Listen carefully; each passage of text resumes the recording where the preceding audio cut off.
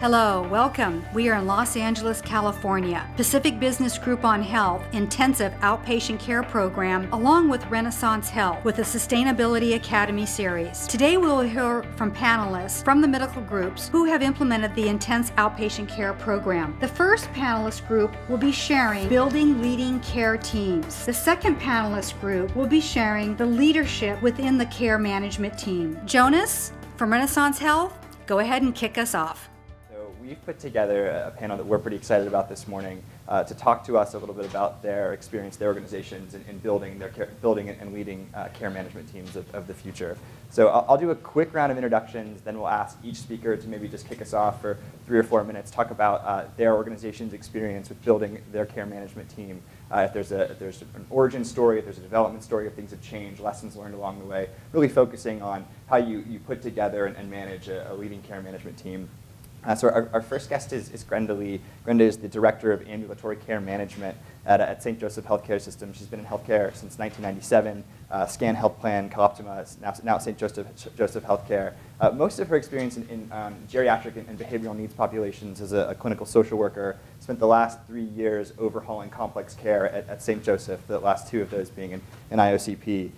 She's now working on, we talked about kind of scaling out best practices into other programs. She's working on regionalizing care management in other areas of focus across Southern California for St. Joseph. So really happy to have you, Grenda. Welcome. Our second guest is Vilma Maravilla. She's the Director of Integrated Care Management at Sharp Community Medical Group, a part of the Sharp Healthcare family, where she's given 32 years of service. She's responsible for developing, overseeing, and leading operational strategy for clinical care management products, which I love that description of clinical care management products. It really sums it up well. 20 years of experience in inpatient and outpatient care model redesign and implementation, and really, I know, an asset to this community, an asset to her organization also, so welcome Vilma. Finally, Karen Vanaski from Scottsdale Health Partners is the Care Management Program Director. She's an extensive healthcare career spanning over 30 years, much of which has been in leadership positions. Baccalaureate in Masters in Science and Nursing, and also a doctorate in nursing practice from Case Western in Ohio, so a fellow Midwesterner. You get points for that. And is now the president-elect of the Arizona chapter of the American Case Management Association. So welcome to all 3 of you, and really looking forward to your comments. And Grenda, maybe I'll hand it off to you if you want to kick us off. A little background on care teams at St. Joe. So back in April of 2013, we started off with 3 nurse care managers. Our IOC product was pretty bare bones, and when we hire staff, the first question we ask is, how good are you with ambiguity? Because we knew that this program would just change leaps and bounds in the next few years, and we needed people who were flexible and open to just like constant transformation. And so it started as part of an emerging models department, and since then it's developed into the sustainability is not an issue. Our health system has definitely embraced it and is going to encompass it into the health system.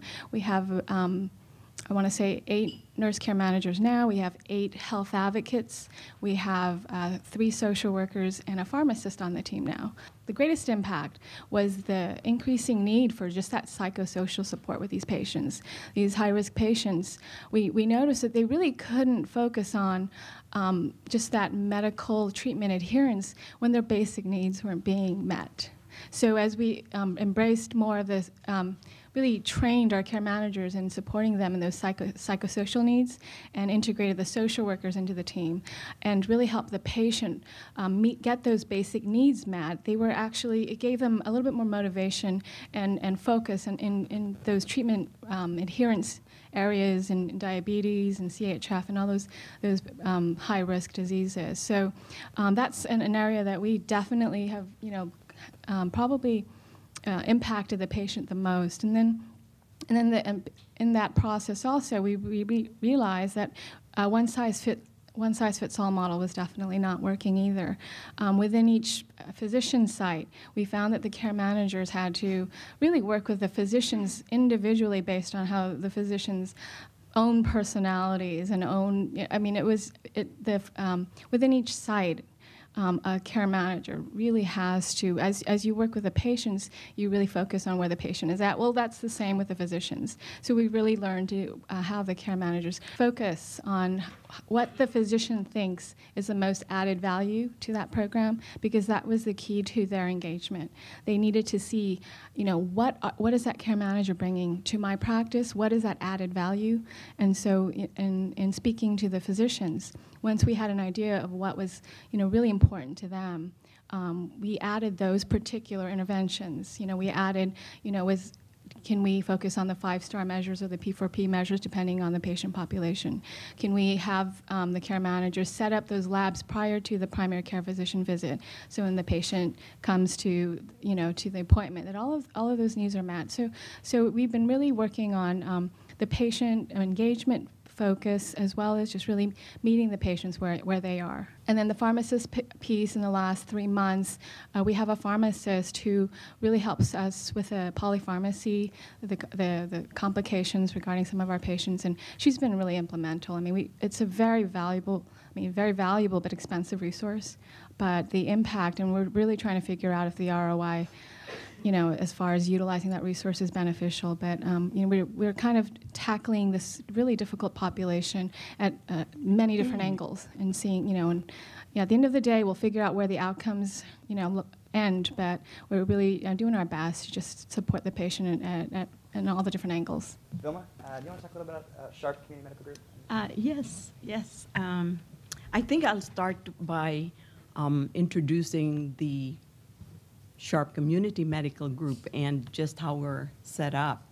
We are an IPA. We're the largest in Southern California, in San Diego. And that's where this challenge starts, with developing a care model, because we have over 130 sites for each of our physicians. Some of them are in one practice setting with one practitioner, and some mid-levels. And then probably our biggest group had 10. And so we are spread out all throughout the county, from south as close to the border and all the way up to the Riverside County.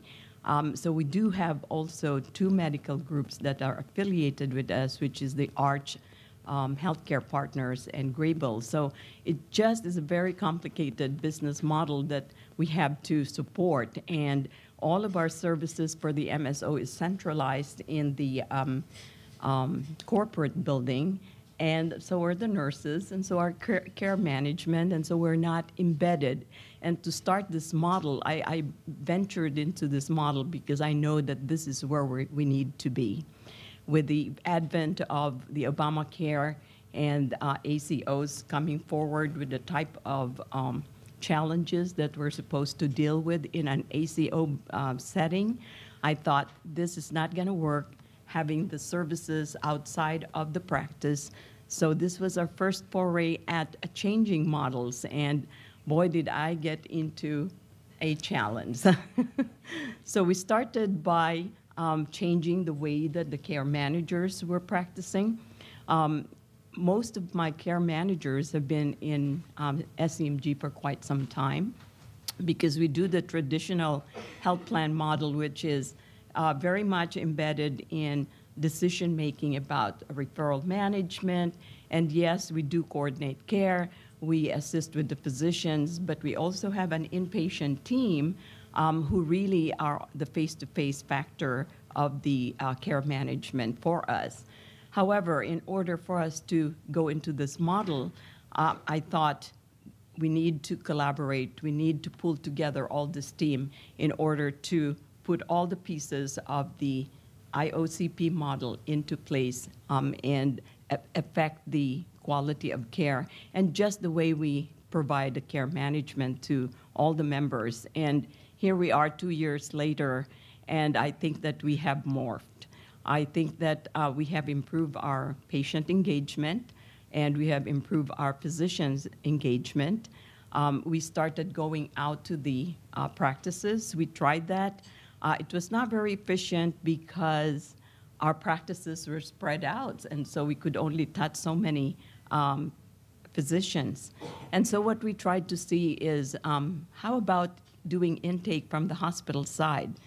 And I think we finally settled on that process, and that's where we have effectively enrolled members. We've also found out that it was probably the best way to capture patients who are in their most vulnerable point in their care and where you could engage them and probably make the most impact. We've used our data, but what I'm finding out with our data is the fact that the lag time is so much that the component for the predictability is so far out that you're probably catching patients towards their point when you're not going to be able to impact that care quite as effectively. So when we pick them up from the hospital, and I have 2 intake nurses who are just terrific in doing this job. In fact, their engagement from the hospital side is probably between 80 to 90%. So even with our very challenging situation, we're able to increase our enrollment quite a bit, particularly as we learned how to do this, which probably did not start until over a year into our program. But now we're flowing very well, and patients are then taken care of and passed on to the different programs in the ambulatory care management department.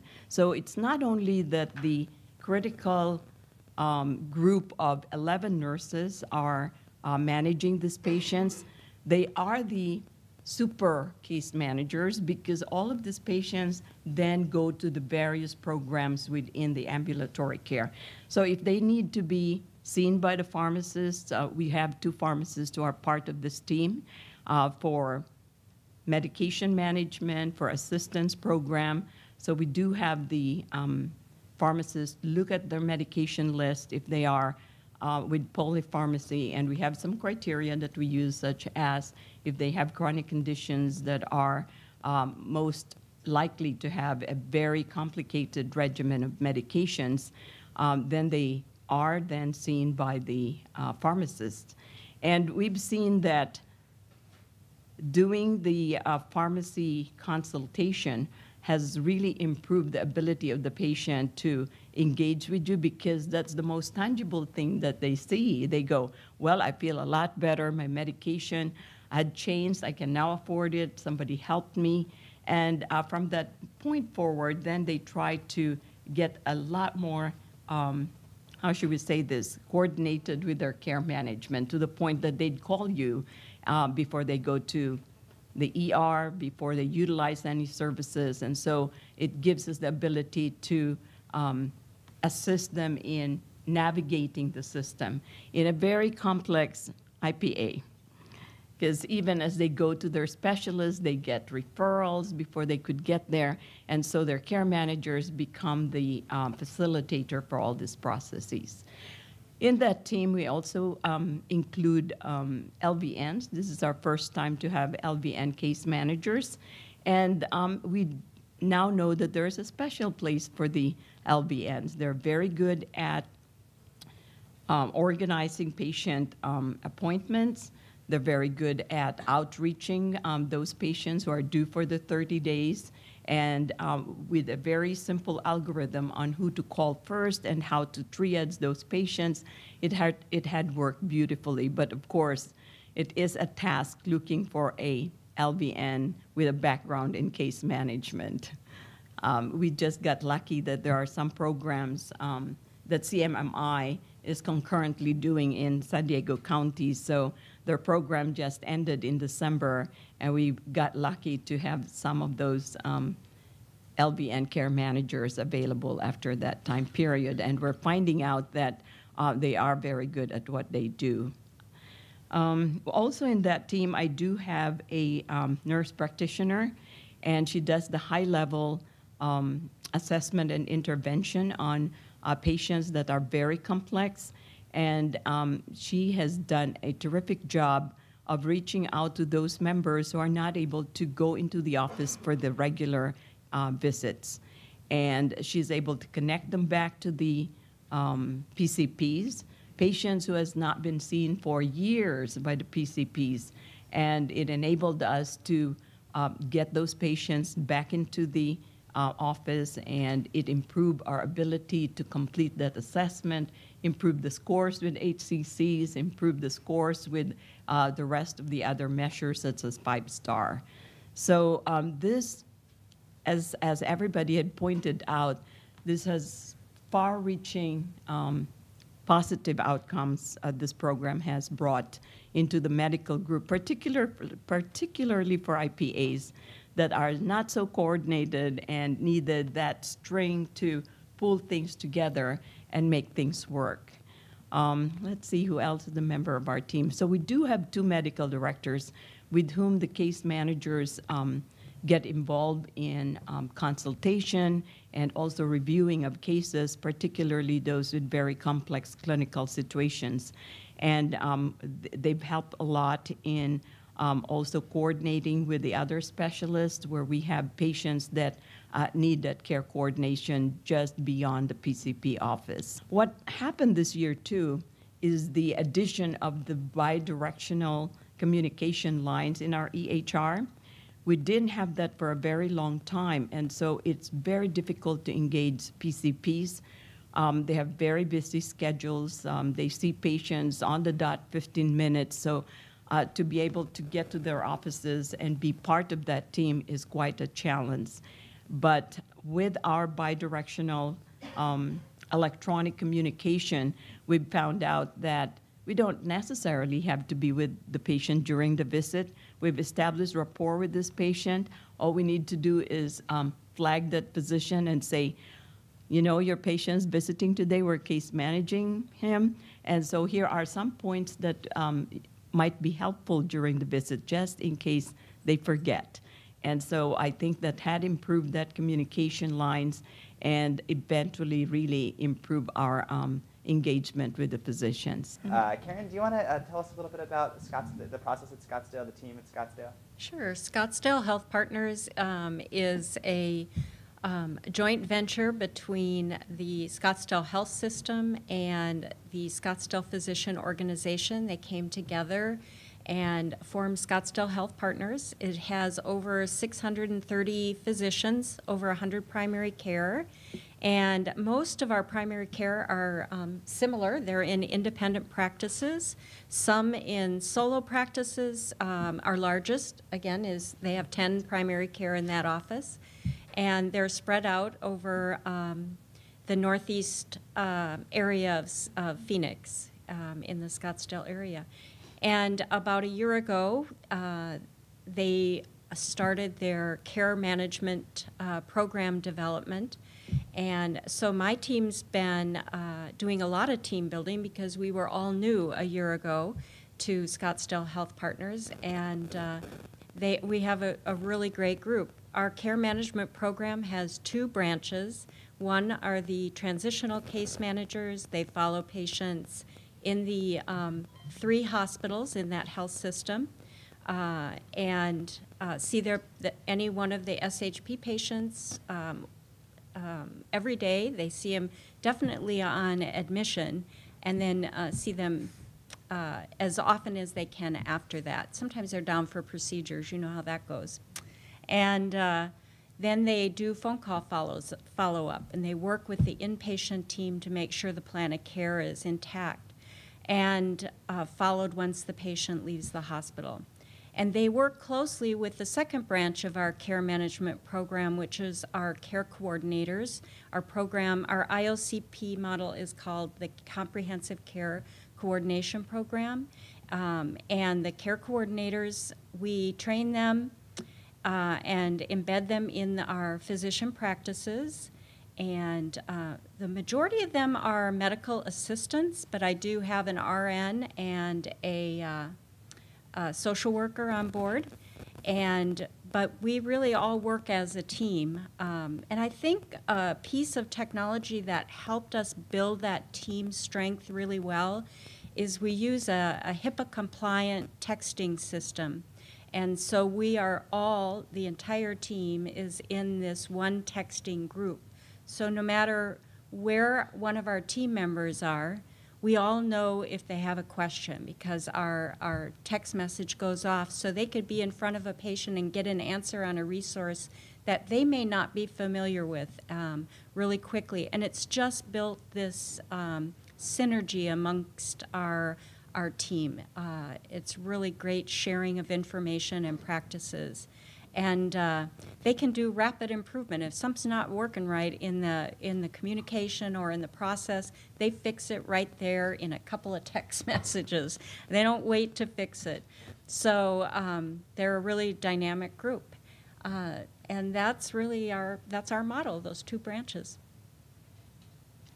So for the intake for intensive outpatient care program, my goal was to pull together all of these teams, the inpatient, and ambulatory teams, so that our processes transfers over and the patient does not have to answer multiple assessments. So our assessment starts with the inpatient team. However, what I was finding out was their workload was so heavy that I was slowing down their discharge planning process. And so we've sent these two people that I have for intake purposes, because that's where we do the PAM and we do the VR12 and all the additional guardrails that we have to complete. And however, moving forward in the sustainability model, I am going to go back to the inpatient team. That way you're kind of tying everything together. Do they report to you, the inpatient? They all report to me. Yes, yes. And actually that just took place this year, and that's the reason why that transition was not quite as easy. So many things had occurred, but that's one of them. And what I'm finding out too is I happen to have two former rehab directors, and their intake engagement is just so high because they know how to talk to these patients and engage them and complete all the paperwork, so when they get back to the office, all the mailings for the educational materials and whatever additional information that need to be done happens quite flawlessly. And that's how we ended up increasing our volume. We struggled the first 6 to 8 months. Yes. Yeah, so. The phone. So, great question. The HIPAA-compliant texting system is just an app, and they download it on their personal phone. They want to use their personal phone. Many of them are very attached to their personal phone. Some of my nurse transitional case managers, they're my age, young, but their vision is, testy sometimes, so they like their big screen. So I don't think I could pull their phone away from them. Vilma, I have a question about your nurse practitioner that's embedded in your team. Who acts as the supervising physician? Is it one of your medical directors? Yes. Okay, great. Yeah. Karen, I just wondered if you have your care coordinators go into the home or just into the provider office? Our care coordinators go into the home, too. Mm-hmm. So for Karen, this is something that we're looking at as kind of two branches, something for when they're in the hospital and also when they're out. And I'm curious for the care coordinators if you could span kind of the different kind of roles that the lower licensed staff are able to do. You mentioned that you had medical assistants. This is one thing that we're hearing from our clinics is we want to have our medical assistants expand their capability, so that's one thing. And then I'm also curious how, if they're embedded and you're central, how you've been able to maintain a certain level of continuity among all these different staff members at different health centers. Great questions. There were a lot of them, so if I miss one. So the medical assistants, we decided to hire medical assistants because many of our independent physicians, that's what they're accustomed to working with. They know how to work with them. They know how to monitor their work and what to ask for. So once we train our medical assistants, we have to embed them into a practice that isn't used to having a medical assistant in this role. So we have to teach the practice, and we have to ease them in to the practice culture. And it's we always set it up where the physician oversees all of the shared action plans. They meet once a week. We found that it's really great. They talk all day long. I mean, they're right with the physician in the practice, but they really sit down and go over cases once a week with their care coordinator. And I have found, I've had care coordinators in practices now over a year. The physicians bond with their care coordinator. I don't know if they remember what they did without a care coordinator, because they're really good, and the care coordinator gathers information about the patients that the physician didn't know, because they established that lengthy supervisit conversation and that trusting relationship, and the patient knows that the physician trusts the care coordinator. So there's this nice dynamic. And it's not that the care coordinator MA works out of their scope. They have a lot of support. The physician looks at the medicines. They have RNs and social workers to call if they need something. But I have another RN and a social worker on my team with me. And we're in constant communication. And I think if you don't have a communication platform, I'd be worried, but we have a really tight communication platform among our teams. So there's a lot of correlation. Did I answer them all? Can I just speak to, because we have medical assistants, but we actually label them as health advocates. So there's no duplication between the established medical assistants that are currently working with a primary care physician and the actual medical assistants that we established in this IOCP program to support the patients. So they have lab coats, they're health advocates, they're high-level medical assistants, but then that way there's no duplicity. And so so that's how we've been operating. We have a nurse as well as a health advocate embedded, but that health advocate who is a medical assistant focuses on more of those care management interventions, and then that extension of the primary care physician's care into the home as they see them in the clinic as well as the home. And I would add that when a real important piece of hiring your care coordinators is a good interview process. You really want to make sure you've got, because I think 80% of it is their personality. Can they really engage with that patient? And we use a personality assessment tool that we give all our candidates. It's called Access PI, but there's probably a ton of them out there. But I have learned not to question my tool anymore, because when I've done it, I've failed. And so you really need to know that they're people, you know, engaging and warmth and empathetic, because they're working with seniors. So I trust my tool when I'm interviewing. And the self-directed medical assistant, Yeah. that piece is so huge, because the medical assistants that are waiting for someone to actually tell them what to do, and then there's those high-level ones that are self-directed, and they know how to proceed. I have a question to anyone on the panel who has staff that goes out to see patients in the home. I'm in the Phoenix metropolitan area, and we covered the entire Phoenix metropolitan area. And a challenge for us related to home visits is just the geography and planning that to be efficient. Do you have systems that you use, or how have you figured that out to maximize the number of patient visits in a day? Well, I have social workers that are actually located geographically.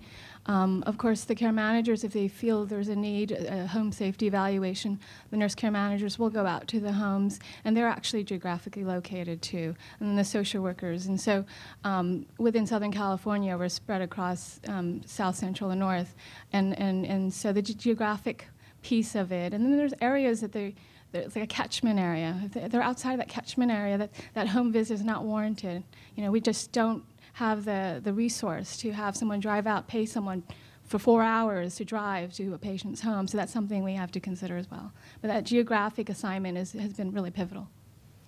And we do similarly. My case managers for IOCP are all virtual. They are bargaining units, so I have to make sure that they are appropriately categorized. So they are virtual, and they don't have to go to the office, or they may if they need to. They drive their schedule, and we assign them geographically where they live. So if they are in the South, they would plan multiple visits so that they could see patients and arrange their schedule for the day, or else they could be at the office on another day and be doing a telephonic follow-up. So I feel that it is doable. I don't know that we could drive the frequency. I think it has to be driven by need. And we trust their judgment in making the decisions who would need to have to be seen after the initial super visit.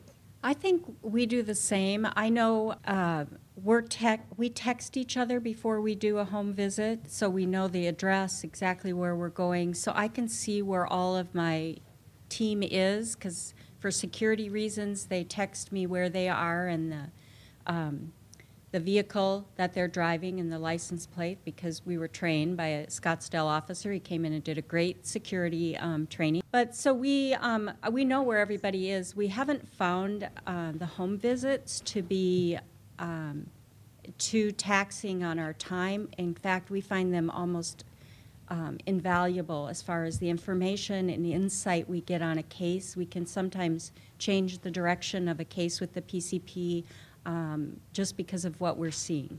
I have a question so I can understand the structure better of your MAs that you're using embedded in the clinics. One is that how do you clarify that there's a distinction between what they're doing for care management versus being utilized? They're not doing hands-on patient care, correct? Mm-hmm. Right. Who is overseeing the direction of their care plan? Who's defining the care plan and the following of the goals? I'm not sure that I understood the physician direction, but are they under the RN care manager that's directing what the care plan is and talking to the physician? Can you clarify a little bit more about that MA role? Sure, and I think you brought up 2 points. One, how do you clarify their roles when you embed them? And 2, how do you oversee the work that they're doing, right? Am I clarifying that? So we have a 4-step process to embed a MA. First, our physician leadership meets with the physician practice and introduces the concept physician to physician, how they're doing it, what the expectations are. They kind of do a marketing pitch on how the care coordinator can help their moderate to high risk patients. But it's at a physician discussion level. And once they have, the physician agrees, the practice agrees to have a care coordinator, which they usually do after the first discussion, I go meet with them. No care coordinators, just me. And I sit down with the practice manager and the 2 physicians or 3 physicians or 1 or however many. And I have a document that outlines the practice role and SHP's role in working with that physician's MA, their care coordinator. And so it talks about what equipment SHP will supply and that we'll do the payroll, and it outlines every detail that the practice, they'll be in the practice to work with moderate to high risk, that we'll give them a list of the patients that are moderate to high risk to start outreach to in the very beginning. But a lot of the physicians look at that list and go, oh yeah, I could have told you that, I could have told you. I mean, they know them, they just haven't had it in writing in front of them. And so we make sure that the MA care coordinator is not pulled into being a referral resource or rooming patients. And the practice has to give them a space, a closed space in which they can meet. We teach the practice about the super visit model so that by the time the MA hits that door, that practice is pretty ready to do it. The 3rd step is we bring the MA out there, do introductions, let them meet tour the environment. And it really has to be a process. You just can't throw somebody in or it's going to fail, I can guarantee you. because a lot of those practices have a very distinct cultures, and not one of them are the same. So you have to ease them in. And then the fourth step after we do the meet and greet and they actually start working is I go in frequently in the beginning, but never less than once a month to oversee all of the care. But the physician oversees that shared action plan. It doesn't have anything to do with me. It has to do with the physician and the patient and their care coordinator's objectives. And there's a lot added in. The transitional case managers in the hospital may have their patient there, or my transitional case manager out in the post-acute may have information sharing. So they all talk together. And I would say they talk by phone, but actually our team and the physicians in our unit use our HIPAA-compliant texting system. Go ahead. I was going to ask Vilma and Brenda maybe to follow up. Sounds really thoughtful on role definition and maintenance. How do you guys approach that at Sharp Community and at St. Joe's? That's something we hear about a lot, is the importance of role maintenance and role definition. Would you talk about that a bit? Right, and that's what we do for those PCP that we have multiple patients with. We make sure that they fully understand the role of the case manager. When the case manager goes to the practice and have a conversation with the PCP, that's when they kind of establish that relationship. And we take a lot of this information to the PCP meetings, and that way they're familiar with how it is to be utilized. And majority of those physicians, once they get started, it's the same ones who would be sending patients to you. And so unlike the formalized embedding of the staff, ours is more driven really by the ability of the PCP to utilize and understand that process and willingness, because they are IPAs, they could do whatever they want, and so we cannot really force their hands into participation, but where they are actively participating, it works very well because they have a very good understanding of how to utilize that resource. And at St. Joe's, we have both IPA and foundation sites, and just recently we actually acquired 3 LVN care managers, and so we were trying to distinguish that RN care manager versus the LVN care manager and the MA, which is a health advocate role.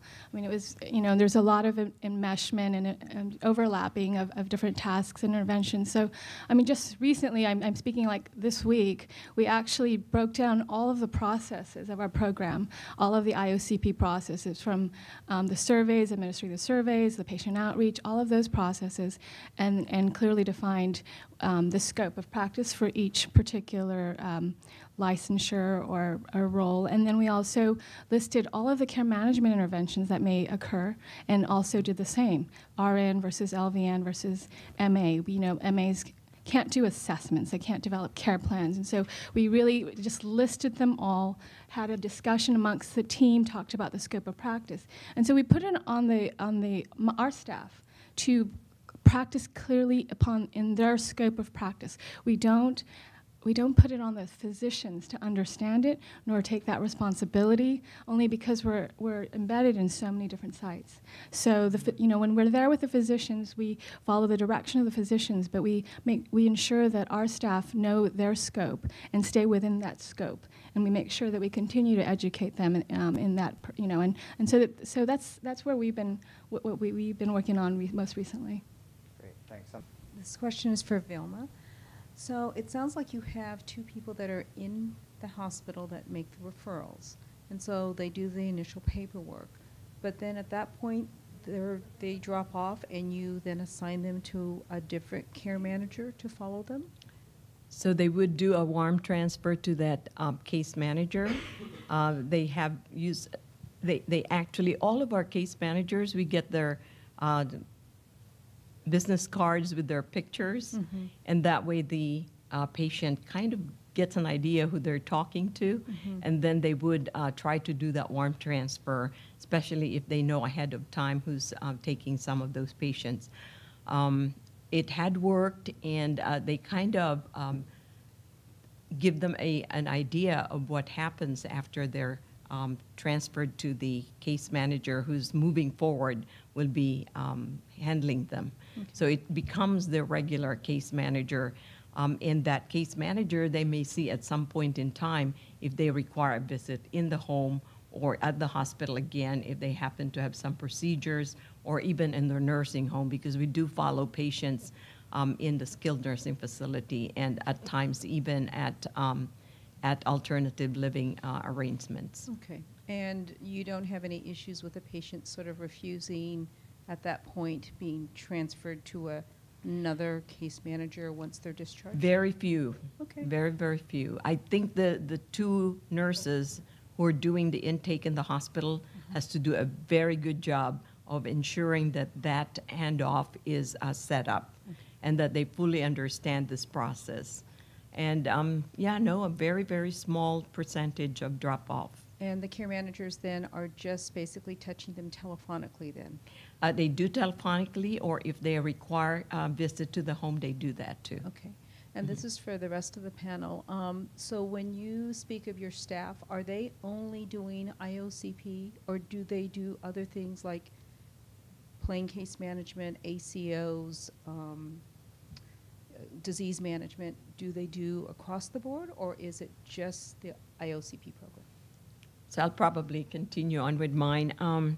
So we have dedicated 11 RN case managers to this program because of the volume. We added staff as the volume increased.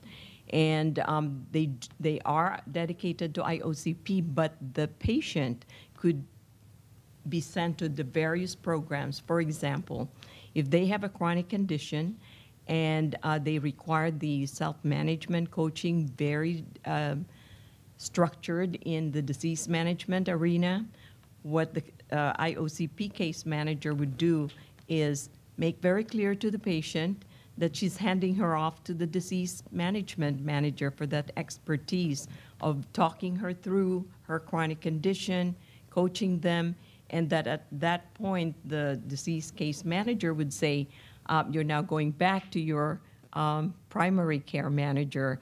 And for some reason, it flows really well. I think that the handoff need to be done in a very organized way for the patients and their family and their caregivers to feel comfortable with that movement of from one care manager to the other. So they don't co-manage. It is actually one care manager at a time. Yes. Otherwise, the patient gets frustrated with too many calls. Yeah. And the system that we use for documentation allows that because there's a call log that everybody could see, and they know that this patient has been called, and they're not going to do the same call on the same day. And in fact, before they call, they talk to the other case manager to ensure that they have had a good handoff. At St. Joe's, we do have co-management of IOCP patients. Within our ambulatory care management department, we have the IOCP program, we have the special needs plan program, we have the transplant program, we have the behavioral health, and the skilled nursing facility. And oftentimes, the IOCP care manager is a primary care manager. They make the relationship. They develop the relationships. They see the patients face-to-face in the clinics, in the homes, telephonically. So we can have a special needs plan care manager doing the regulatory pieces of special needs plans, which is very extensive, all the transitions of care piece, but they are secondary. We rely on the IOCP care manager to really affect that utilization and educate and continue to work with the physician partners and the rest of, so they're like the gatekeepers of that patient. And so, but they can be co-managed with these other care management programs.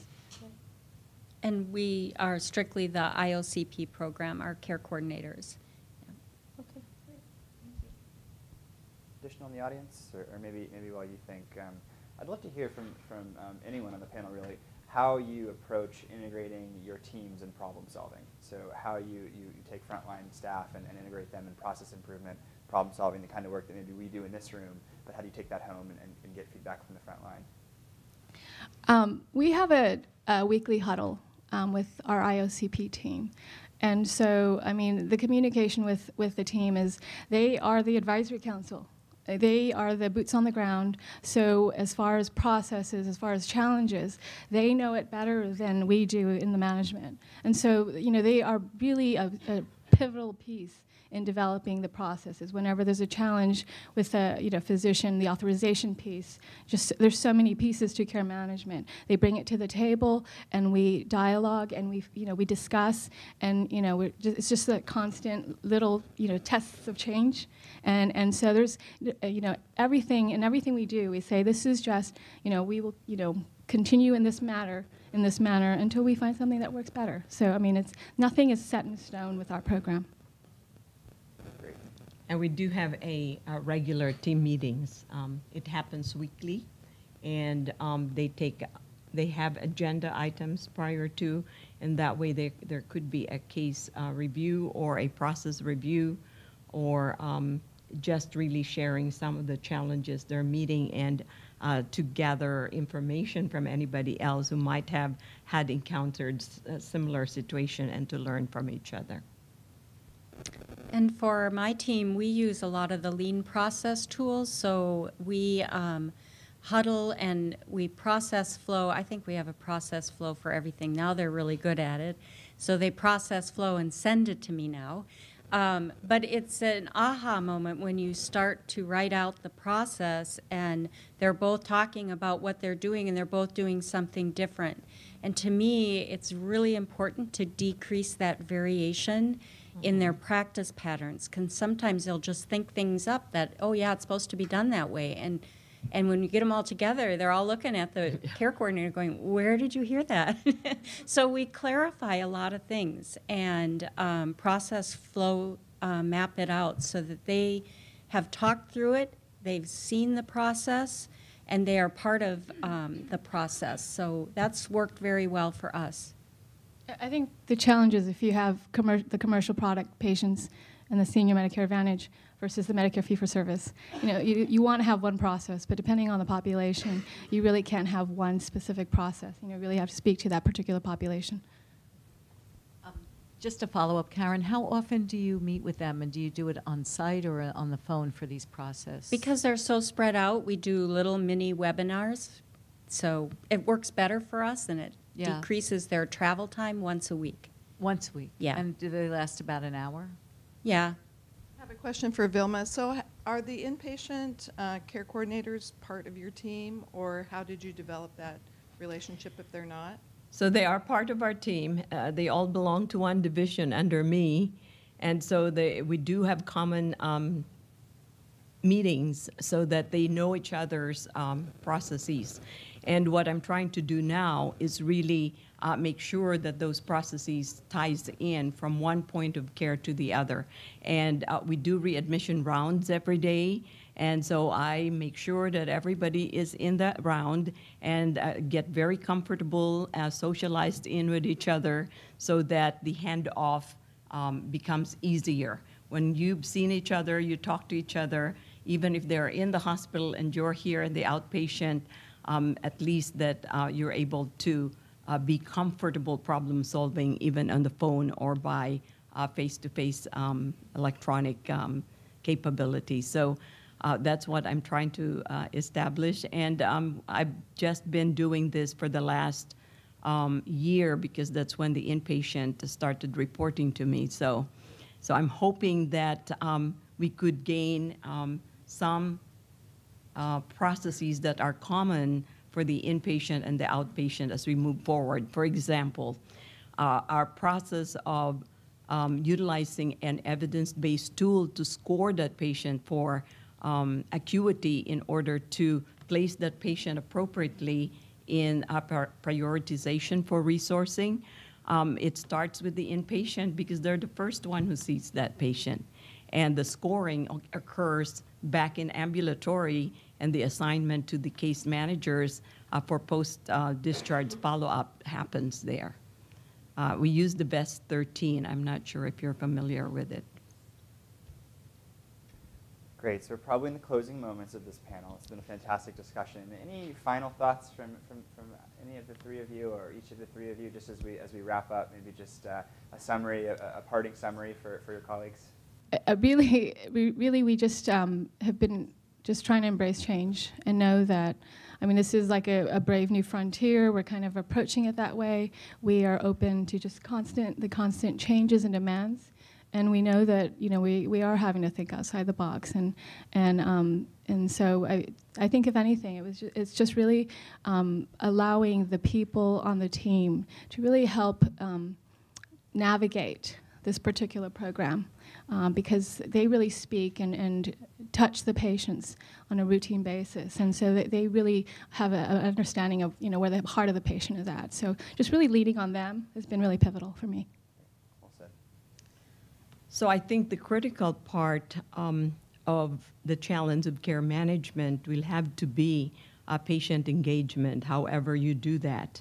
And so to me, extending the ability by use of all the technology that we could have is really a core process that we need to look at in terms of care management. I know that there are patient portals. Majority of the electronic health records are not set up so that the portals involves the support services of care management or even the pharmacists. And so I think that we need to work with the technology people to ensure that they take into consideration all this interconnection between care managers and the caregivers, the patients, the family support system, so that there is a flow of information in order to improve the care of that patient and also the engagement of everyone involved. I think in the long run, that's how we're going to be successful, because the complexity of how we have to deliver care has gotten to the point that you cannot do it always on a face-to-face basis. I know that it is the core of this program, but I think that there is an ability to extend that by utilizing the electronic tools that you could have. Thanks so much. Karen, you get the last word. Well, I could just go IOCP, but I think I've heard all morning that you're all cheerleaders for IOCP model. It's been, you know, I think Pranav had talked about sustainability, and I think for me, with all my years of leadership, if you don't have structure, process, and outcome defined well, it's not going to sustain. And I think this model has assisted us to develop a strong foundation. So it's not going away, and that's a really comforting feeling going forward. So good luck to all of you. Well, thanks all. Maybe you'll join me in thanking our panelists. Wonderful. So welcome back. We're ready for our second panel of the day, our afternoon panel, which we've titled Doing It All. We're all in this room, you're all in this room because you're in care management leadership. And we wanted to spend some time really focused on issues related to that role, to that personal role of being that person at the helm of that ship. So joining us today, first we have Janet Appel. Janet is the Director of Population Health at Sharp Reese Steely, and of informatics as well, is that right? Of informatics as well at Sharp Reese Steely. She's been in complex case management and home care, hospital, and health plan settings. Over 30 years of nursing experience in the inpatient and outpatient side, designing programs that improve quality and outcomes for patients. Her current focus is on a population analysis, which explains her insightful questions during the population segmentation portion of the morning, and also an implementation of innovative care models that improve health and quality of care for patients. So welcome, Jan. Thank you. Great to have you. We also have Jan Tubman from Arizona Care Network. She's the Executive Director of Care Management. She's got numerous years of experience in acute care settings, emergency room, ICU, women and infant, infection control, and also nursing leadership, so working with emerging nurses and personal development. Currently developing and implementing patient care programs in inpatient and ambulatory care settings for Arizona Care Network, including with their CI and their ACO activities. So welcome, Jan. Good to have you. And then we have our Dr. Sobia Hassan, who is the Associate Medical Director of Greater Newport Physicians. And as I said, Sobia is the Associate Medical Director for Greater Newport Physicians. She's held that position since June 2014, a family practitioner in the outpatient setting, formerly with Providence. She's been leading, as we heard, she's recently came into leadership of the IOCP program at Greater Newport in September.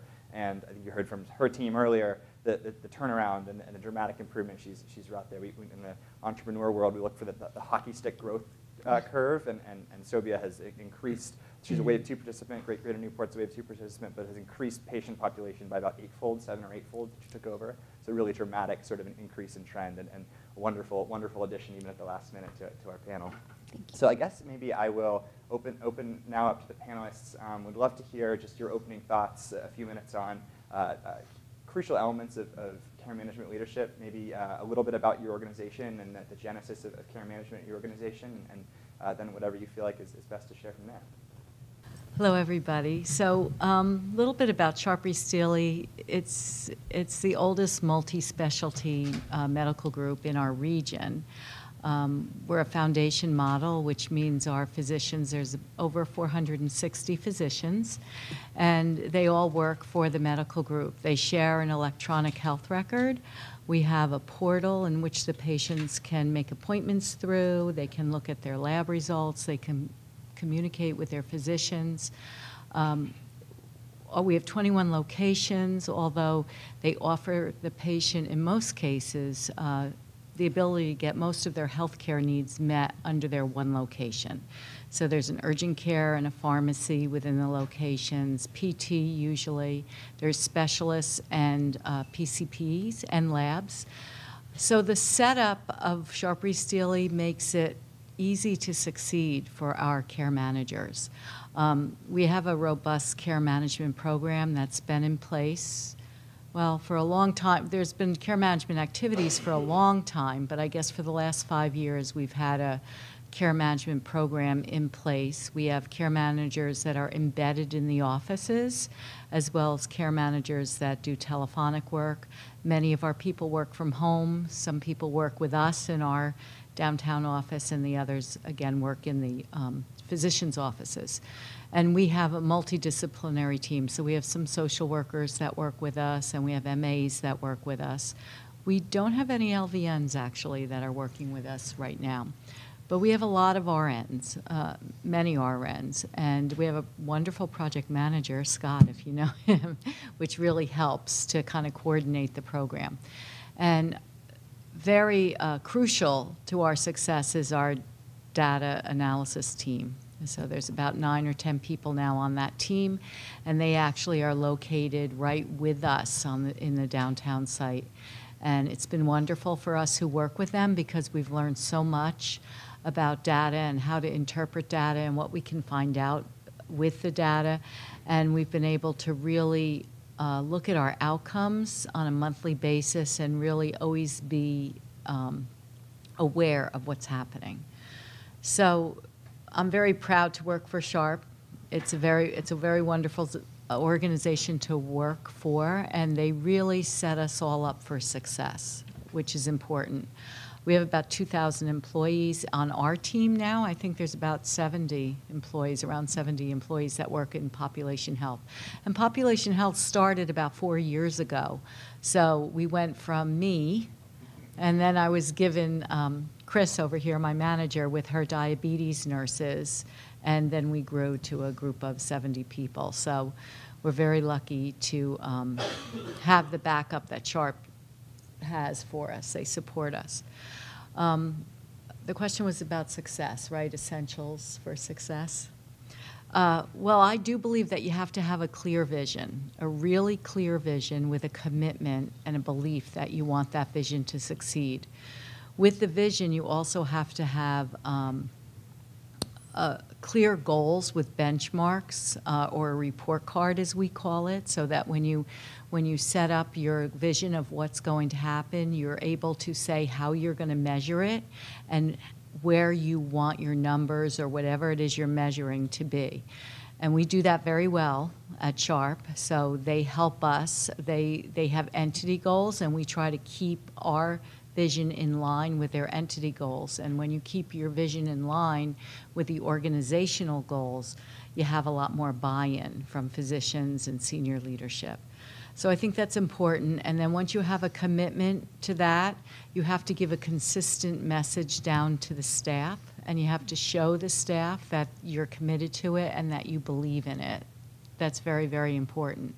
The people that I appreciated what you said about staff and the people that you hire, because it is 80% of the people who are on your team and who are working for you. And it's crucial that you have the right individuals working with you. And you have to find people that really believe in what you do. And for the most part, we have that. So when you work with a staff, and especially as you get larger and larger and larger, hiring becomes more important because you want to find those people that do believe and that you're not going to have to worry about later.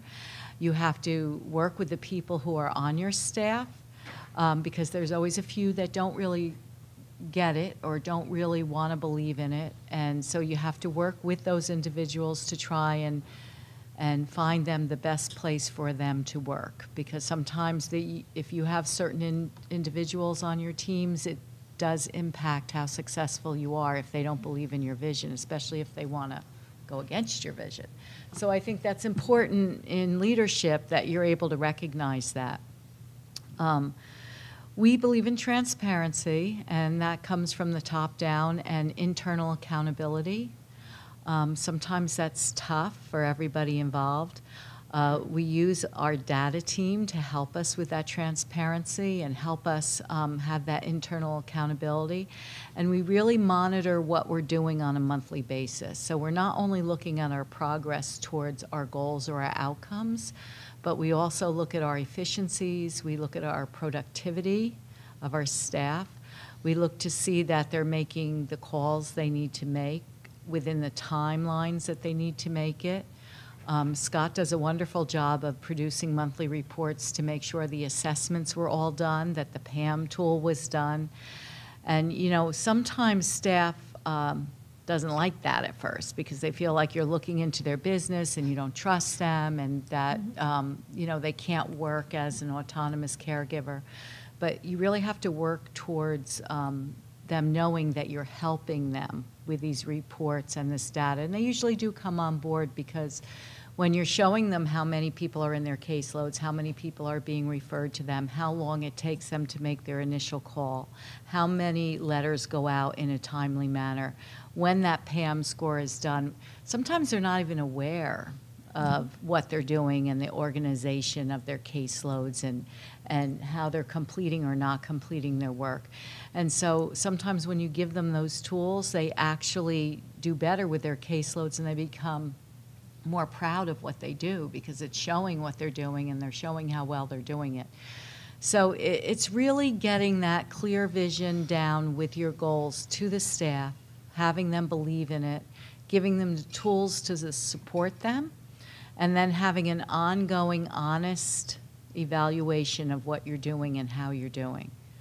Because, you know, I'm very goal-driven, and I like to be very successful in everything I do. So it's difficult when you get a monthly report that shows, oh, we didn't do good this month. We didn't meet our turnaround times, or we weren't as productive as we should be, or our scores dropped. But that's going to happen to every organization, every team, everywhere. You're not always going to have stellar months. You're not always going to have stellar employees, but it's really being able to honestly and openly look at what you're doing every month and sharing that with your staff honestly and openly, and then being able to fix that. So I think that's about it for my key values. Well, I'm pleased to be here and to share a little bit about Arizona Care Network and who we are. I think that there, in many cases, is a impression that we are totally a Dignity Health organization. And in fact, while Dignity is the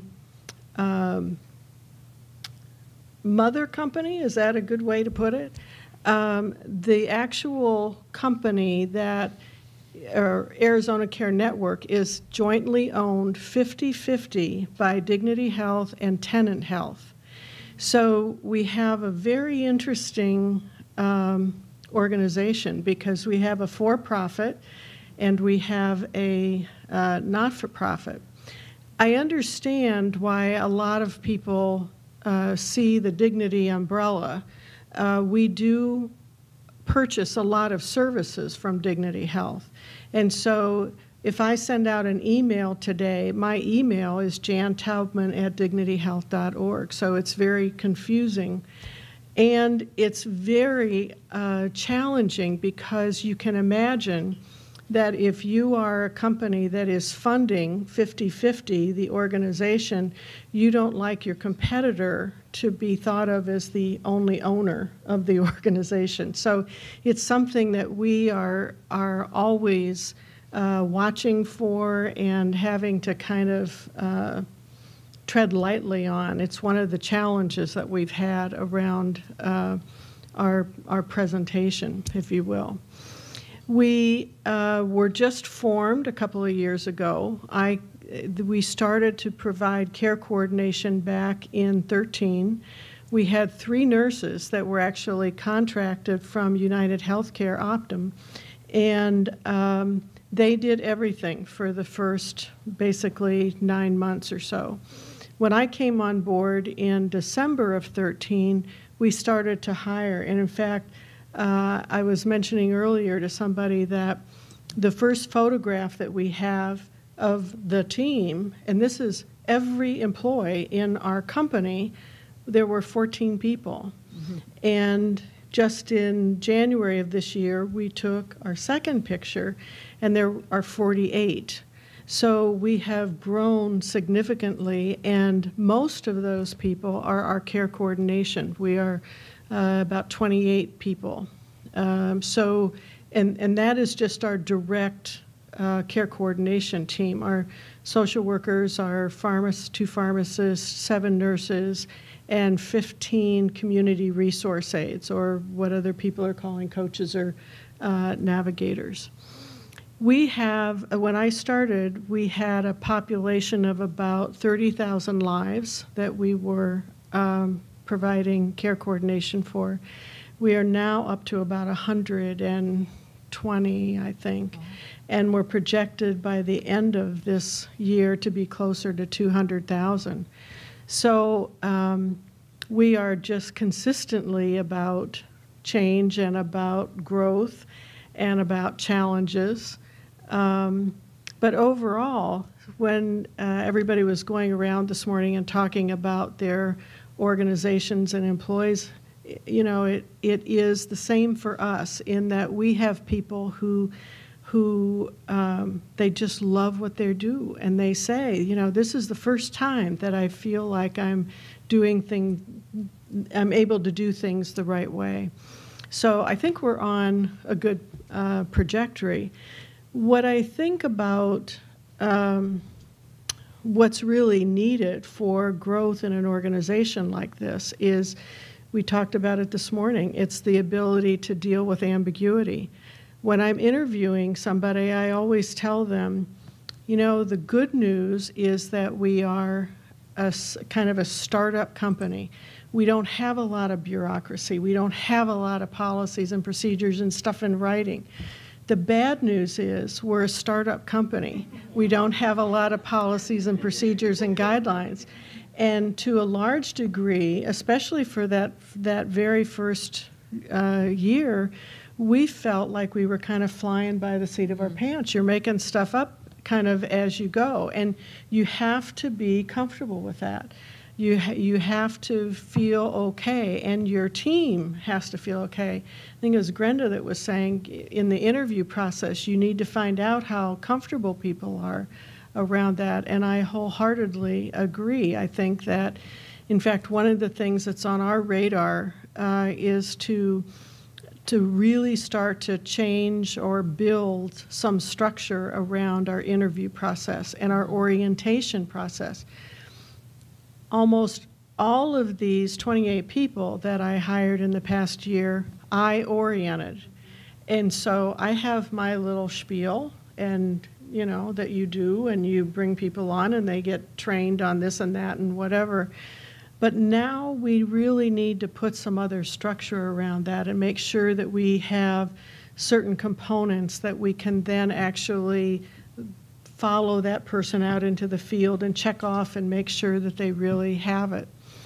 I think that that's one of the other challenges that we have to figure out how to build into our process, and that is the one around accountability.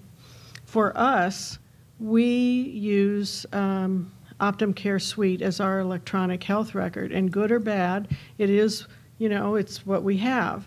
And it is our main source or way of communicating with each other. You know that out in the field, the team members can go for a week without seeing each other face to face.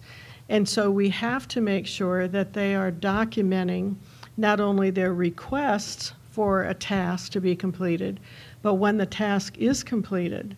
And that sounds easy, but we have had a lot of breakdown in our communication system when people do it by email. Then there is no record. And so then the next day Sally Sue is sick. And so somebody is stepping in to do her tasks, and that task that was done on email is nowhere to be found. So we really have to build accountability into following the guidelines. We'd like to have some flexibility for team members out in the field to do certain things based on what they find, but there are certain things that we have to say, no, you will do it this way because this is how we guarantee that there is good communication and documentation. It's a challenge to build that process in and to have the time to look at it and to follow through and to then hold people accountable. I think that communication link is extremely important, not only for patient care, but for communicating, and as you said, Janet, making sure that the information that is decided here or talked about here is communicated out to the rest of the team so that there is a closing of that loop. I think the other part is listening, and it's the team is the one who's out there doing the work, and they know what the stumbling blocks are, and they can tell you better than anybody where their issues are and what needs to be fixed. And I'm constantly trying to work at engaging them better and in a different way. Sometimes I will admit that I can say, oh, this sounds really good to me. This is the way I think we ought to do it. And I always have to test that with the group to say, what are the unintended consequences of doing it this way, and then incorporate that in. One of the things that we have started to do in our team meetings is to review a guideline every time we get together and say, what's working with this and what's not? What should we keep? What should we throw away? And it's really interesting to find out how that evolves over time. As we incorporate the clinical integration contracts into this, there's all kind of change that's happening with that, and all kind of challenges, because now we have to engage with this group this way, but we're engaging with this group in a different way. And then we have our Medicare population and IOCP here, and how are you going to manage that variability? So it's really, that part is a challenge as well. I think that the other skill set that I really value in the team is the creativity. It's trying to figure out how to solve some of these issues, some of our staffing challenges on a shoestring. And sometimes it's not that we don't have the financial budget for it. We haven't been able to find the right person to do it. And so some of our positions have gone unfilled for a long period of time. And so it's how do you manage? How do you keep adding all these lives and meet your targets and your financial targets when you don't have the staff. So I see everybody out here, shaking their head. It's, it's the same. I think that's about it. Great, thanks. I saw a lot of head nodding and a lot of questions on that, actually. Sylvia, would you like to add to that? Sure. So Greater Newport Physicians, we're an IPA model, and we have a little over 200 physicians, including primary care and specialists, scattered throughout Newport Beach and other parts of Orange County. I'm not going to say east, west, north, or south because I'm very challenged in the directional sphere. But at any rate, so having an IPA model is both a blessing and a challenge, because the blessing is your physicians are very passionate and they take ownership of their patients. So that definitely helped us in engaging them. But the challenge is in an IPA, everyone has an independent way of running their practice, and we don't have a uniform EMR, so communicating to them. So these were some of the things when I came on that I looked at in terms of refining the processes and approaching especially our PCPs, because we need their engagement in order to reach out to the patients. So one of the things that I think I can advise in my short-lived term so far with IOCP, which has been wonderful, by the way, and our program is called Spark, so I may refer intermittently to Spark. So for Team Spark, one was developing communication internally with the team. We have developed weekly meetings of just 30 minutes because if you put 50 minutes for a meeting, that will turn away a lot of people. And we have a small but very competent team. We have, I would like to say, 1.5 FTEs for our nurse care managers, because one of our wonderful nurses, she has multiple hats, but she nonetheless, I consider her full-time, but technically 1.5. We also have 2 nurse care navigators, and then, of course, our 2 leaders who are sitting in the back, Gary and Misty. So that is our team. So I think one thing is you don't always have to have a large quantity, it's the quality. And engaging them in the weekly meetings is very important because, one, we keep it to 30 minutes. We try to sometimes have an agenda. It doesn't always happen ahead of time. So when we come in, we'll jot down issues, we'll discuss it. We're done always within 30 minutes. And I've also started 30 minutes with the nurse care managers themselves. This is an opportunity. If they don't have anything to discuss, that's fine, but you have a carve-out time. So sometimes it's just if there's nothing to discuss, which is rare, let's talk about a wonderful story. Tell me about your patient's story. And having that carve-out time is where innovation comes into place, because it was at our recent nurse care manager meeting that one of our nurse care managers said, "Oh, I'm getting such wonderful feedback. The patients are saying X, Y, and Z." And in collaboration, then she actually said, "Why don't we start a book?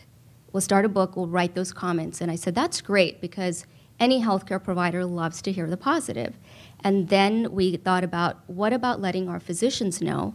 Because as you know, you have so many physicians, but they may each have 3, 5, 10, or not a large quantity of patients necessarily, but seeing the qualitative success is very important to everyone. So then we started to send out cards. That's a recent process that just helps to maintain that physician engagement and their support, which you need because we're all on the same team. And at the same time, on those bad days, the nurse care managers can look at their book and say, this is why I'm doing this. So that was one thing. And then I think delegate with a deadline. That's feasible. So we would always delegate. Everyone can't do everything, but what's in your domain? When I came on, I would first ask them, is this in your domain? Because I was completely new. And the leaders helped me, and they said, no, that's not her, that's her. And I said, oh, okay. So we delegated, and we gave them a feasible deadline. Do you think you can give me a list of the statistics on the current patients? Can you reach out to me with this office within the next 2 weeks? What's your schedule looking like? And so we set up those deadlines so we could follow through, and we hit all our deadlines. Because initially, with the IPA model, what we did was we went to the individual office, we hit the larger buildings that had a lot of our physicians, and we took the nurse care managers there and had a direct approach where first we called them, we tried to set up a lunch, but when we realized that not many doctors could show up, even though it was in the same building, then we just took an approach of where we literally went in the office, we said we're only taking 5 minutes of your time, and then if you have questions, that's what we can do. Because if you say you're going to go into a physician office for 30 minutes, they will probably say, thank you very much, I'll see you next year, and that won't happen. So those were some of the things we did, and even on site, that was where we had the jump in physician engagement, and then bypassing things like, for us, it's really hard for sometimes to get a lot of patient referrals because you're so busy in your office, so we created a contact authorization list. So the physicians could just sign it if they felt comfortable, which they did because we have competent nurse care managers, and we could pull the patient list and then choose and reach out to them. So that took away a few of those steps where before, they're referring one by one and then they forget and they have to, but we still have that referral process intact too, because now that they're familiar with the program, they'll reach out to us and say, what about this patient? And so we can filter that as well. The other thing was just creating a culture within your group. So everyone is really excited, but we share our successes along with our challenges at the meetings. We recently had a nice little luncheon in which we honored 2 of our most engaged physicians, and it was a nice opportunity to meet our team. And it was nothing expensive. It was like an $8.95 lunch, and then we didn't order drinks. So, we kept it low budget, things like that. But they really help increase the morale and celebrate your successes. One thing that I did coming on that I would recommend is having a visibility board. I also went through lean training, and so that helped me, but you don't have to go through any training if you don't have it. If you go into my office, and I'll actually send Lori and Tim a picture because our project manager took the picture and she said, this is great. So right when you walk in, it says Team Spark. It has the goals, everything we needed from outreach, and then a breakdown of how we're going to achieve. It's my writing. I really worked hard to make it legible. So it took me double the time to write, but it's a really good way of organization. And when your team walks in too, even though that wasn't what I intended to do, but when team members would walk in, they would say, oh, wow, whoa, this is so many processes that we're doing, that we've achieved. I put little smiley faces just to let us know that we've achieved X, Y, and Z. And also it invites dialogue from others. So a lot of different executives would come in or people, and they'd say, what is Spark? And so it opened a window for advertising. Those are some of the processes. And, when you update information or create forms, there should also be a central place. So we have an internal system called Nautilus, and on that ShellPoint, we put up our new documents. We have little forms that say, why join IOCP for the patient, as a cute little cartoon with a nurse on it. These are things that we worked on. All those things are on there. So if you do have a sub or a fill-in, they know where to go and they can look and pull out those forms. So one location is very important, and in the world of technology, electronically. So those are some of the things. And just 2 last pearls I have is when I came on, not a statistic person. I don't know a lot about that aspect. So I didn't really focus on, numbers and, quantity. My thing was I had Gary and Misty sit with me a few times because for me to turn from the provider perspective and understand what this program was about, that it's a patient-centered approach, because I was like, Lori, when you said, okay, you have 6 months to lose this many pounds and I want your A1C less than 7, thank you. Why can't you do that? That was me before. And the way it changed, because I still do volunteer. I volunteer on the weekends, and now I've actually incorporated that model into my practice. So on Sunday, I was volunteering, and a patient came in, and she's diabetic, and she said, well, I said, do you eat dessert? And then, we had a translator because she spoke a different language, and her daughter said yes. And she said, and she looked at me and she folded her arms and she said, you cannot take that away from me. And I said, okay, well, let's do baby steps. And, we worked on the education because what we realized, granted, in a community clinic, I have the leisure of spending more time with the patient. So I was able to actually have a 40-minute visit, which is unheard of. But I have 2 other physicians who allowed me to do that. And I figured out that she thought her medications were that's all she needed. The medications were keeping her in control. And so the lack of education about diet. And so we reached a baby step where she's not going to eat pie pieces every day, but at least once a week, because I couldn't get her to do once a month or special occasions. So when I see her next month, I'm going to try to slowly bring that down. But I did have the ultimate extremes, and I see how that I mean, we have to do that. We have to give them the big goal, but we also have to bridge it, and that's why this program is amazing. So focus on the processes, focus on the quality and the message, and I think the numbers will come. And then always check on the progress. I always ask the team, and maybe I don't know, maybe they're kind of like, why is she being so maternal? I'm not even a mom, but I ask them, are you okay? Are you okay? Is it too much? Are you overwhelmed? I check on their progress because you want them happy, and if they're overwhelmed, you want them to communicate it to you because, one, for their mental health, for the integrity of your team, and two, the quality of your overall program. And then in closing, I just wanted to say true leadership breeds true leaders, and so I wanted to thank Gary Emmons and Misty Huddleston, who are the leaders of this team, for allowing me to experience leadership. So thank you.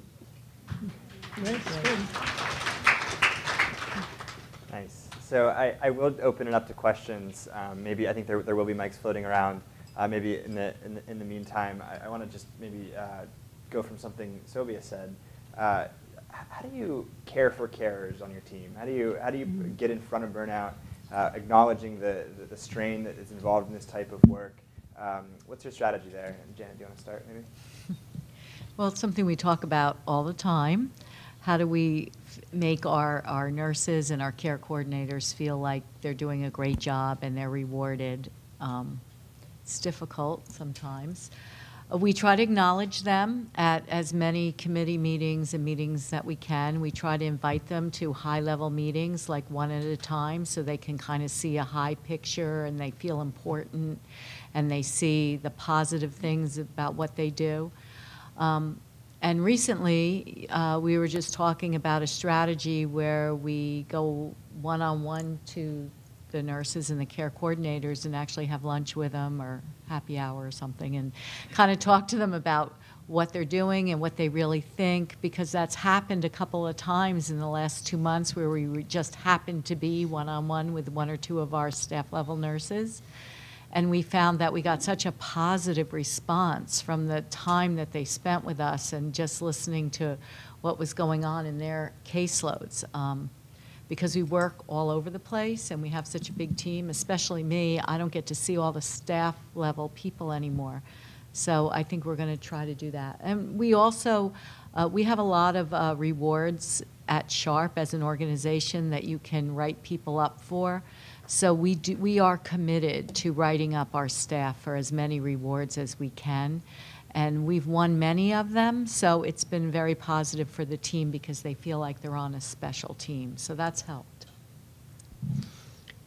We do something a little similar to that.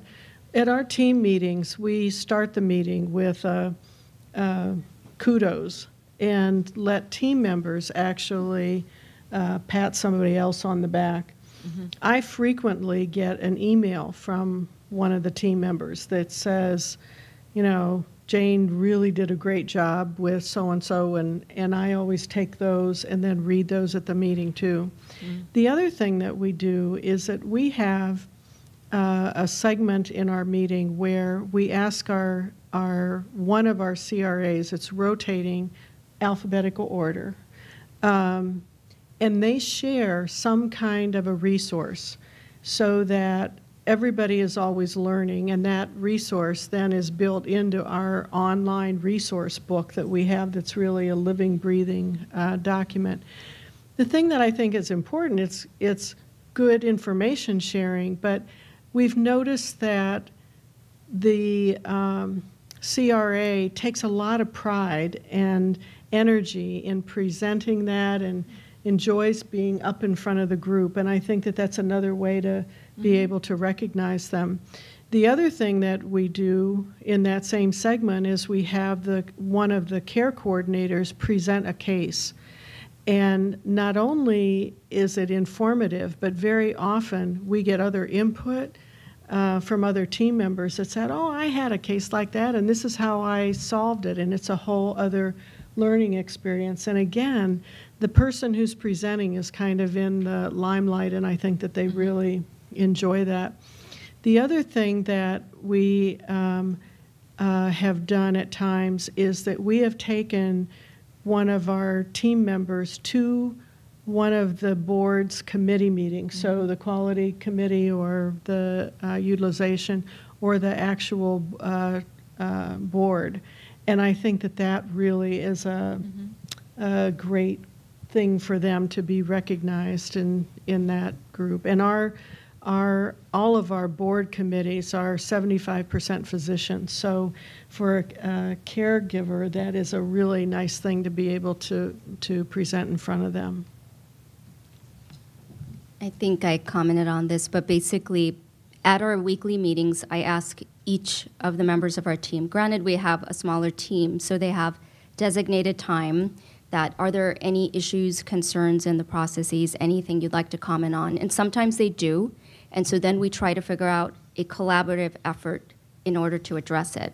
And then now that we have the separate meetings with the nurse care managers, they're the ones who actually usually, they're doing really well, but they may have more of the burden with the processes. So I think having that separation of time for them, whether it's every other week for you, maybe not weekly, it's really good to give them that individual time and also let them have their time, like Jan was mentioning, on, you know, just highlighting and presenting. They really enjoy that. And if you don't carve that time out of the day, sometimes I would notice I would walk by our nurse care manager's desk and they would start to tell me a story and I'd say, oh, I have to run to a meeting. So now I can actually sit and peacefully listen to it. So, you know, celebrating the moments and then collaboratively working, I think also just sending that message at the meeting that this is a free environment for you to voice any concerns and working together to solve it, because each team member has a perspective and input that they can contribute. And then in the interim, also the leaders like Gary, Misty, and I will also collaborate on our own if we notice anything individually, and approach the team member if we think they're maybe a little bit shy about it, which none of them are at this point, so that's great. I bake a lot too. Oh. Oh, that helps. The way to your team's hearts, huh? Any questions from the group for the panel? I have a few more, but you all might have better ones. I heard a little bit about standardization of process from a few of you. I wonder if you talk a little bit in more detail about where you know, how you recognize the boundary between a process that should be standardized and where you want to leave room for creativity. I think, Jan, you mentioned the role of creativity in a startup type culture, which I think we all sort of feel like we're part of. How do you find that boundary? How do you know what's right to be standardized and what's best for sort of autonomy at the caregiver level? Well, I think this is a real challenge for me because our guidelines have been basically built around the guardrails, but also then around communication and how we document that in the record. The other problem that we're having is around, I really do not like for us to be duplicating services or duplicating communication. Oh, yeah. So, for example, we have some team members who feel more comfortable, okay, Jan, I'll put it in the electronic record, and then I still feel more comfortable picking up the phone and or also emailing. And we have one care coordinator who wanted a daily touch point with all of her team. So we documented in the record, we put it in email, and now we're having a phone conversation at the end of the day, and we have a weekly team huddle where everybody comes together face to face. It's just too much. And when we are starting to add more patients and we need to hit a caseload target, we don't have time for all of that communication and some balance in the work life. Because that's the other fear that I have, is that our care coordination team, the RNs and the social workers, are exempt employees, and I know they work more than 40 hours a week. And that's not healthy. So, you know, I have found that I really need to put some boundaries around that piece of communication. You can't take the CRA out of commission 2 hours a day just to be duplicating what they've already done. So from that standpoint, we've had to put some parameters around that, and we're holding them to that. But as far as some of the other other things, we allow some flexibility around how often, for example, they want to see a patient. It's really based on their assessment of that patient and how much contact they feel that they need to have. We have some patients who maybe are seen twice by the nurse and or social worker, and the rest is all telephonic. We have others where they've gone out to the home almost every day for a couple of weeks, whatever it takes to keep them there instead of heading to the emergency room. So I don't know, does that help? Yeah, I feel like we're moving more towards standardization because there's so much drift, especially when you start to get a large group of employees. Everybody has their own take on what works best. And sometimes there's some great ideas, but you have to reel it in because exactly what you were saying, you find that some individuals may be spending an hour or two doing things that don't have to be done. So I think holding people accountable to a productivity weekly report is helpful because when they see that they have to do X amount of things and carry X amount of caseload, make X amount of calls in a timely manner, they don't have as much time to write it down on paper and go talk to the doctor and put it in the document. So that helps. And then when we find that there are people who fall behind, we have our lead sit with them and see what's happening, and that's when you can identify things. Usually in the end, they're happier if you can help them get back on track.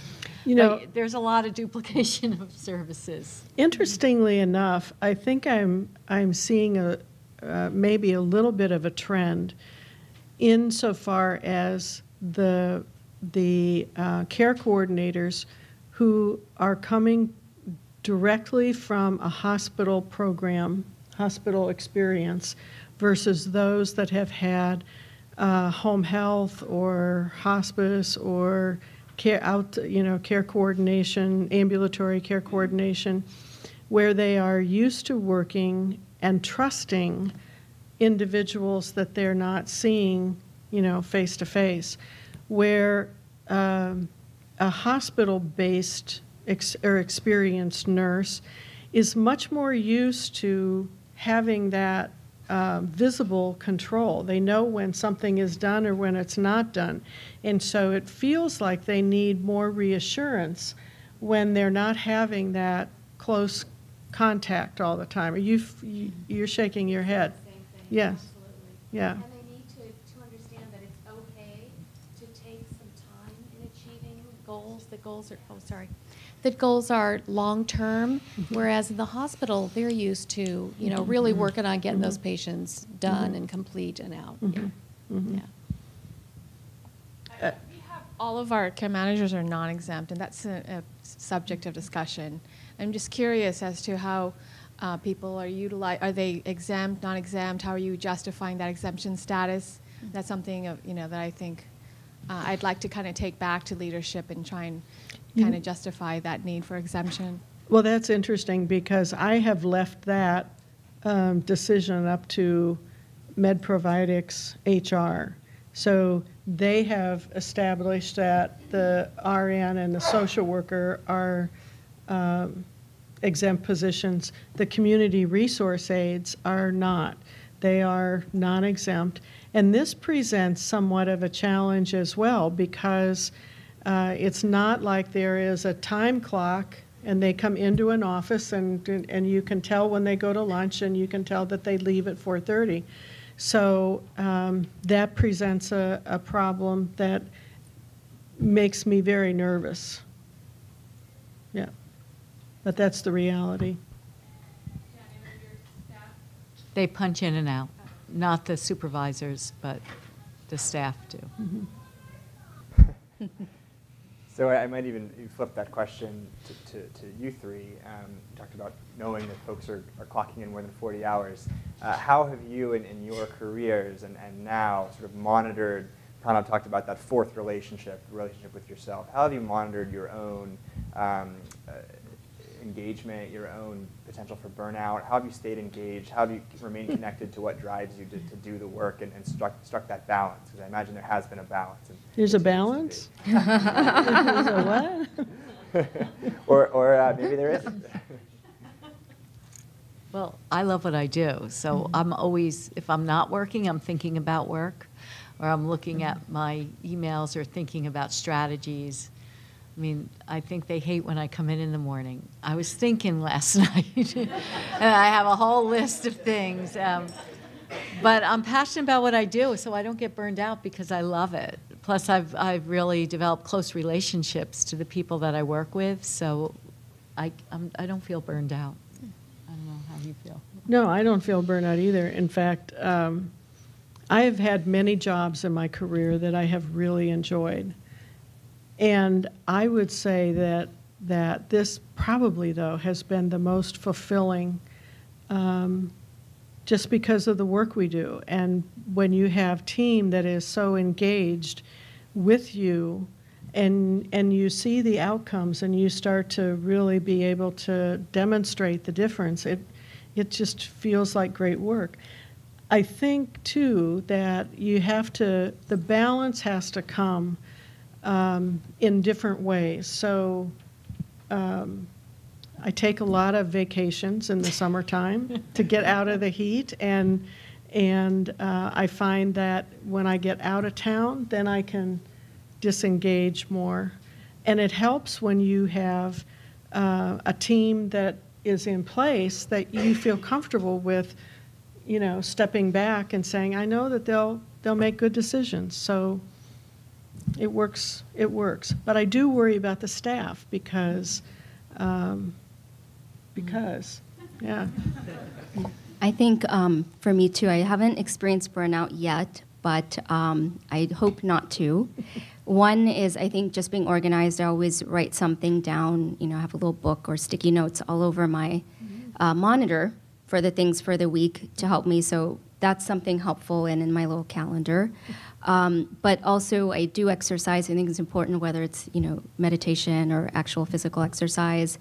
And then just seeing the results from our team, like you said, because our team is so motivated, seeing the results, celebrating those moments, that's what just keeps you going, even if, you know, you're working later than usual. But if there's, I think that's when you experience a burnout in healthcare, is when, you know, you have a lot of angry patients, angry providers. It's just constant. We're all experiencing that at some point or weekly, but those are the days that are lighter, even if you spend more time working. So, but definitely I think balance is important. So, you know, of course, as a primary care physician, I would recommend exercising 4 to 5 times a week for 30 minutes to decrease your risk of cardiovascular disease. So, baby steps, though, right? So, any questions from the audience before I go? Yeah. Just kind of sort of a philosophic question, I guess, on how you get from because this is a fairly young process, and people have been at it for 1.5 years, 2 years, and in the beginning, the focus is on getting it going, and getting it going well. There comes a point in time when you have to turn that corner from just doing it to doing it efficiently. And it sounds like some of us may be in the same boat, but how do you, keeping balance in mind and keeping the well-being of your employees in mind, how do you turn that switch so that they can focus both on quality and quantity, or efficiency and throughput? So if any of you have words of wisdom on that, because that's kind of where we're at right now, and that would be helpful. You want to go? Well, I can't say enough about the data reports and the productivities and efficiencies, because you find out, you glean so much information if you just run them by person and see how many calls they're making a day, how many letters they're sending out a day, what their turnaround times are, because again, usually the individuals aren't even aware of what's really happening and how many things they can do a day. And then when you do find someone who's really efficient and managing very well, you kind of glean the tidbits. I have the luxury of I was a certified case manager, and I worked with a very big caseload for a while. So I'm always pulling on my own. They probably hate it, but I'm always pulling on my own little things of what I did and how I organized my queues. And there's a lot of room for efficiency when you start really looking at how people are doing things, because a lot of people are doing things they don't have to do. And, I keep saying, our medical director is a brilliant man, and he gives us challenging goals, and he wants us to be care managing 9,000 people, 5% of our population, at any given time, and with no more resources. So we're always thinking, well, who really, and kind of what was being spoken to about the patients receiving the right care. What kind of interventions do people need? Does everybody need to have that full-blown NCQA assessment? Can there be some people that can have some targeted phone calls and outreach? Who are the people who are really talking to you? Are you wasting a long time talking because Granny calls you and has no one to talk to and wants to talk to you for an hour? Even though that's a nice thing, can an MA do that for you, or community health worker, so the nurse isn't taking an hour of her time talking to someone who really doesn't need anything other than social interaction? So when you really sit, I would encourage you to sit with your staff and really see what they're doing, because it's probably will open up a lot of efficiencies.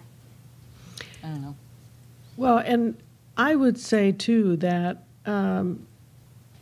it's okay to recognize your limits and to be able to say, this is how much we can do with this amount.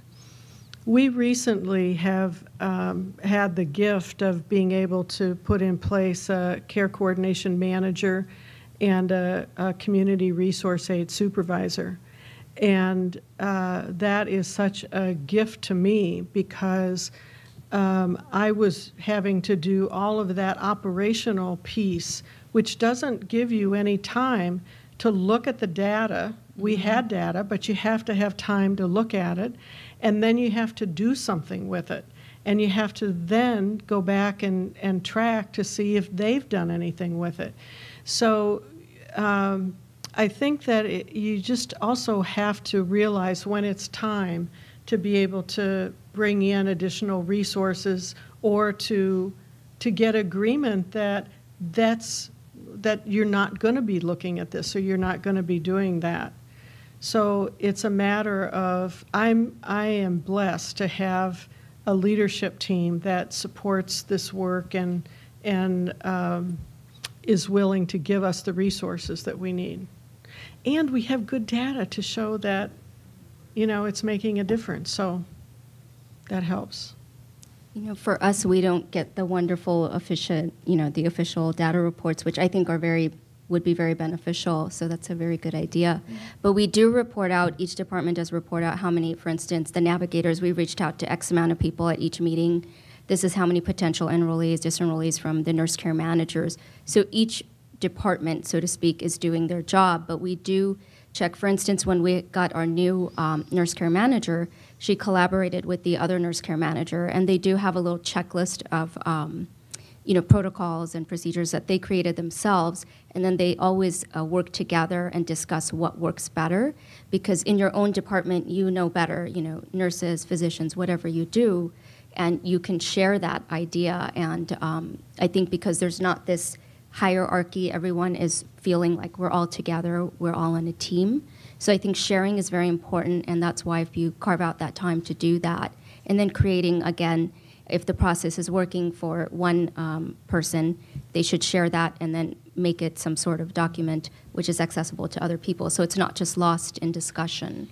So actually having a process or protocol, those are some of the things that we've utilized very beneficially. So. Great. Brenda? Janet, can you speak to the evolution of your data analysis team?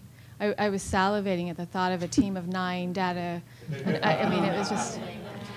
Well, so it's funny because they were given to me as they needed someone to be under, so they were just given to me. Oh, okay. And I think it was 6 or 7 people originally, but they're stellar. And they're all girls, actually, which is unusual, I think, for that type of role. But they're all girls, and they're young girls, and they're all cute. And they're very quiet. At our social events, they're very quiet, not like our nurses who never stop talking. But they have done such a great job, and I've been able to increase it only by 2, and I'm trying to get it increased by another person by trying to prove to senior leadership that if we have the data, we can become more efficient. Mm-hmm. That, if they won't give me another nurse, at least give me another data person, and constantly, saying that I would like these outcomes reports, I would like these. They're really a nice group, but it wasn't my idea. Sorry, they were given to me, and we've just really embraced them as a team, and they work with us, and now they all went home. They all are working from home now, and they even love their job even more because they get to work from home. So, yeah. It's a great team. We now have 2 business analysts. One just came on board a couple of weeks ago, but the first one, Liz, came on about 6 months ago, and literally it changed the way we are doing business. Because again, we didn't have time to go in and figure out how to pull that data out. Mm-hmm. And she's been able to do that for all of our groups. And she's handing the team lists of patients that they can take into the practices. And it's just made all the difference in the world. Close then by just asking, Janet, you used the term easy to succeed when you did your intro. I wonder if each of you would share just your summary thoughts on what that means for care management programs. What does it mean for a care management program to work there and have it be easy to succeed? Well, I was relating it back to our organization. I feel like it's easy to succeed because I have a brilliant medical director of the continuum of care who I don't always agree with, but he gives wonderful, clear, guided direction. I have a wonderful boss, the VP, who's very, she really does stand behind all my ideas and initiatives and requests as much as she can.